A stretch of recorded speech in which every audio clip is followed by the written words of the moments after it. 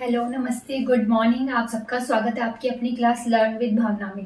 पिछली वीडियो में हमने रमा के एकवचन के शब्द रूप बनाना सीखे थे। सबसे पहले मैंने आपको राम की शब्द रूप बनाना सिखाए थे, एक शॉर्ट सी ट्रिक बना के दी थी, जिस शॉर्ट ट्रिक का ही यूज करके हमने रमा के भी शब्द रूप बनाना सीखे थे।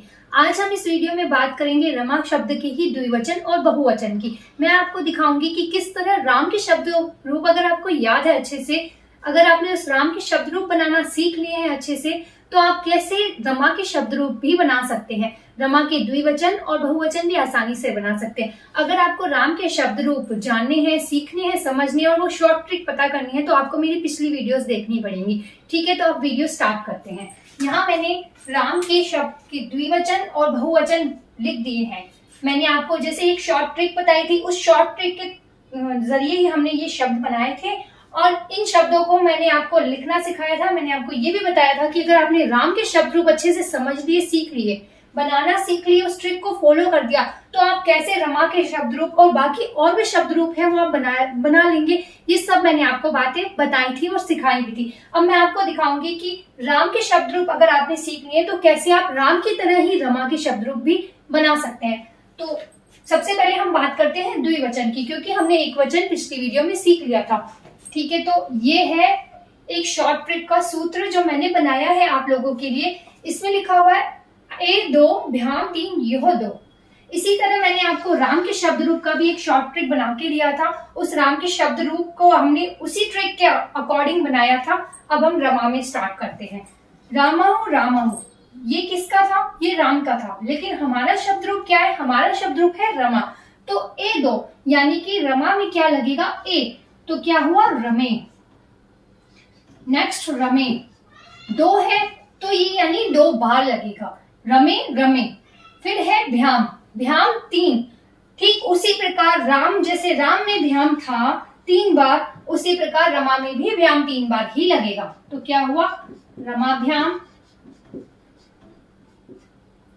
फिर रमाभ्याम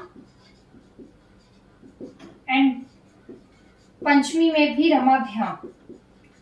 फिर उसके बाद क्या है? यह दो। अब यहाँ पे जो रमा है वो रमा यह ना बनके ये जो आ की मात्रा है ये हट जाएगी और ये अ हो जाएगा, यानी कि रमा यो ना बनके ये रमा यो हो जाएगा। इस चीज का थोड़ा सा आपको ध्यान रखना पड़ेगा, क्योंकि मोस्टली जो शब्द रूप है उसमें ये जो षष्ठी और सप्तमी विभक्ति होती है उसमें मात्रा जो है वो दीर्घ ना होकर लघु हो जाती है, मतलब छोटी मात्रा लग जाती है। आकारांत ना होकर ये अकारांत हो गया। मोस्टली होता है, सब में नहीं होता है, मोस्टली ऐसा ही होता है। तभी मैंने आपको ये कहा था कि आप राम के शब्द रूप अच्छे से सीख लें। राम में कोई आ की मात्रा नहीं है, सिर्फ अकारांत है, तो इसमें हमने कोई चेंजेस नहीं किया था। लेकिन रमा में जो कि आकारांत है तो इसमें मात्रा हटा देंगे और हम क्या बना देंगे? रमयो, रमयो, रमयो। क्योंकि यहाँ पे क्या लिखा हुआ है? यो दो, पीछे विसर्ग, रमयो, रमयो। लो, ये हो गया हमारा द्विवचन कंप्लीट। अब इसमें हमने क्या चेंजेस किया? हमने राम के शब्द रूप याद कर लिए, यानी कि हमारा कंप्लीटली इसकी तरह ही बना। ये शब्द रूप जो है ये तृतीय विभक्ति से लेकर और सप्तमी विभक्ति तक हमारा कोई चेंजेस नहीं हुआ। सिर्फ जो चेंज हुआ वो प्रथमा और द्वितीय में हुआ। यानी कि अगर हमने राम के द्विवचन के शब्द रूप अच्छे से याद कर लिए, अच्छे से समझ लिए, तो हमें आगे किसी भी शब्द रूप को बनाने में प्रॉब्लम नहीं आएगी। थोड़े बहुत माइनर चेंजेस हर किसी में होते हैं। जो बेसिकली जो बड़े चेंजेस, ज्यादा चेंजेस होते हैं वो एक वचन में होते हैं, बाकी द्विवचन और बहुवचन में माइनर चेंजेस होते हैं। जैसा कि मैं हमेशा हर वीडियो में बताती हूँ कि माइनर चेंजेस हर किसी में होते हैं। अगर हमने राम के शब्द रूप अच्छे से समझ लिए तो हमें आगे कोई भी शब्द रूप बनाने में कोई दिक्कत नहीं होगी। तो आप देखिए, इसमें सिर्फ और सिर्फ हमें 2 शब्द रूप याद करने हैं। शब्द रूप याद ना करो तो अच्छी बात है, आप याद करो तो सिर्फ और सिर्फ ये शॉर्ट ट्रिक याद कर लो, जैसा कि मैंने राम में आपको शॉर्ट ट्रिक याद करवाई थी और हमने उसके जरिए हमने सारे शब्द रूप बनाए थे। अब इसी शॉर्ट ट्रिक को याद करो, सिर्फ इसमें ये 2 चेंजेस होंगे और बाकी सेम राम की तरह। अब नेक्स्ट बात करते हैं हम रमा के बहुवचन की। तो रमा के बहुवचन की शॉर्ट ट्रिक क्या है? विसर्ग दो बिहि बेह राम सु, यानी कि विसर्ग, यानी कि प्रथमा में विसर्ग आएगा, रमा शब्द पीछे विसर्ग, विसर्ग 2 यानी कि 2 बार विसर्ग प्रथमा और द्वितीय में। फिर रमा 2 यानी प्रथमा और द्वितीय दोनों में विसर्ग आएगा। फिर आएगा बिहि, रमा बिहि।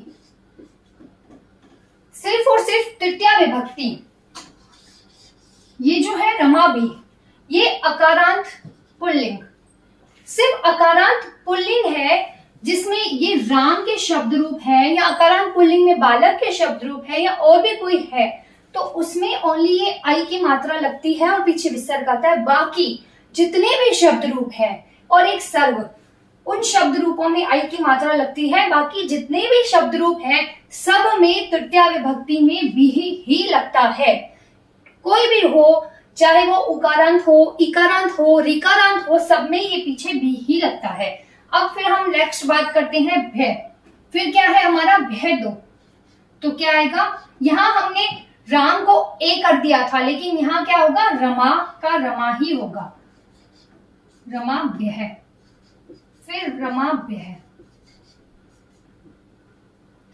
उसके बाद रमाराम, रामाराम था, इधर आएगा रमाराम। और फिर रामेशु था, इधर आएगा रमासु। हम इसको ना देख के हम सिर्फ और सिर्फ इस सूत्र को अगर याद करेंगे, इस शॉर्ट ट्रिक को याद करेंगे, तो हमें कोई शब्द रूप याद करने की जरूरत नहीं पड़ेगी। हम सिर्फ इस शॉर्ट ट्रिक को याद कर लेंगे और हमारे फटाफट से शब्द रूप बन जाएंगे, क्योंकि हमें पता है विसर्ग 2 बार विसर्ग आएगा, तृतीय में भी, और भय 2 बार आएगा, फिर राम फिर सु। ये बन गए हमारे रमा के रूप। कितनी आसानी से बन गए ना। अब हम रमा की तरह ही लता के रूप भी बनाना सीखते हैं। मैं इस राम को इरेज कर रही हूं और लता के रूप रमा की तरह बनाने की कोशिश करते हैं।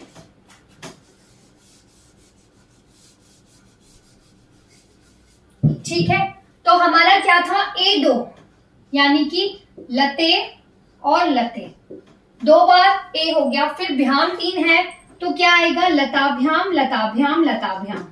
तृतीया चतुर्थी पंचमी, ये सब लताभ्याम लताभ्याम लताभ्याम ही होगी। ठीक है,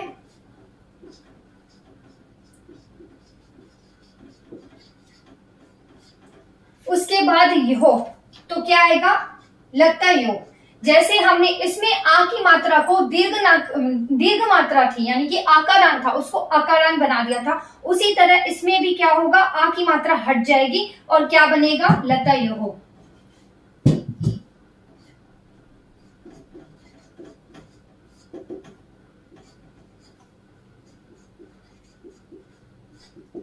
ठीक है, संबोधन तो सबको ही पता है, जो एक वचन होता है, जो प्रथमा विभक्ति होती है वही संबोधन होता है और हे सामने लग जाता है साथ में। अब बहुवचन की बात करते हैं हम। ये रमा की तरह हमने लता के शब्द रूप बना दिए, कितनी आसानी से बना दिए। आप सिर्फ इन ट्रिक्स को याद रखिए, आपको कोई शब्द रूप याद रखने की जरूरत नहीं पड़ेगी। अब हम बहुवचन की बात करते हैं, तो क्या आएगा, लताहा लताहा।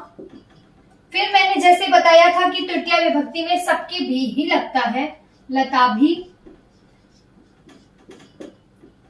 लताभ्य लताभ्य